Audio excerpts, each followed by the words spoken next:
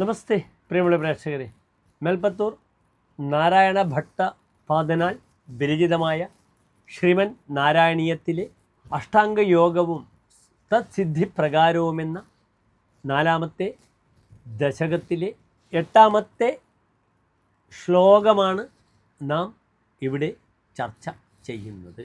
ആദ്യം ശ്ലോകം ശ്രദ്ധിക്കുക.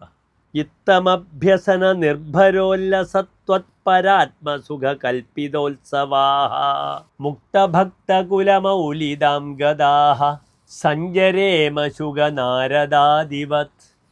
ഇനി ഈ ശ്ലോകത്തിൻ്റെ പദച്ഛേദം ശ്രദ്ധിക്കുക.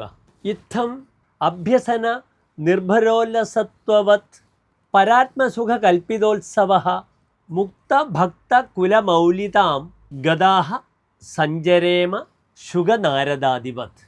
ഇനി ഈ ശ്ലോകത്തിൻ്റെ അന്വയം ശ്രദ്ധിക്കുക. വയം ഇത്തം അഭ്യസന നിർഭരോല്ലസത് ത്വത്പരാത്മസുഖ കൽപ്പിതോത്സവാഃ മുക്തഭക്തകുലമൗലിതാം ഗദാഃ ശുഗനാരദാദിവത് സഞ്ചരേമ.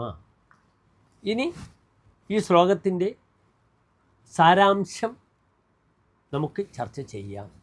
ഇപ്രകാരം യോഗാഭ്യാസ സിദ്ധിയാൽ ലഭ്യമാകുന്ന അങ്ങയുടെ കാന്തിയോടുകൂടിയ പരബ്രഹ്മസ്വരൂപം കണ്ട് ഉണ്ടായ ഹർഷാതിരേകത്തോടുകൂടി ജീവൻ മുക്തനായ ഭക്തശിരോമണികളായി തീർന്ന് ശുഗനാരദാദി മഹർഷി വര്യന്മാരെ പോലെ തന്നെ സഞ്ചരിക്കുവാൻ സാധിക്കട്ടെ എന്ന് സാരം.